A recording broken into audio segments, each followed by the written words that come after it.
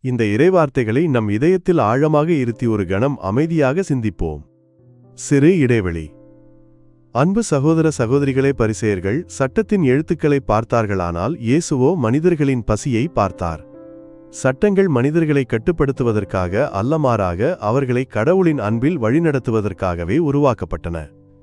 பல நேரங்களில் நாமும் விதிகளுக்கும் சடங்குகளுக்கும் கொடுக்கும் முக்கியத்துவத்தை நம் முன்னே இருக்கும் மனிதர்களின் வேதனைகளுக்கும் தேவைகளுக்கும் கொடுக்க தவறிவிடுகிறோம். சிறு இடைவெளி ஓய்வுநாள் மனிதருக்காக உண்டாக்கப்பட்டது என்ற இயேசுவின் மொழிகடவுள் நம் மீது வைத்திருக்கும் எல்லையற்ற அன்பை வெளிப்படுத்துகிறது. நம்முடைய ஆன்மீகம் மற்றவர்களை குற்றப்படுத்துவதாக இருக்கிறதா அல்லது காயப்பட்டவர்களுக்கு மருந்தாக இருக்கிறதா? இன்று ஒரு சிறிய செயலைச் செய்வோம்.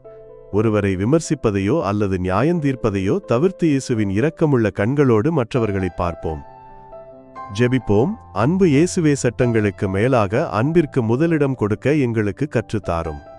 பிறருடைய தேவைகளைக் கண்டு இரக்கம் கொள்ளும் தாராள இதயத்தை எங்களுக்கு தந்தருளும். ஆமீன். இந்த ஜெபம் உங்களை தொட்டிருந்தால் தினமும் எங்களுடன் ஜெபிக்க சப்ஸ்கிரைப் செய்யுங்கள். கடவுள் உங்களை ஆசிர்வதிப்பாராக.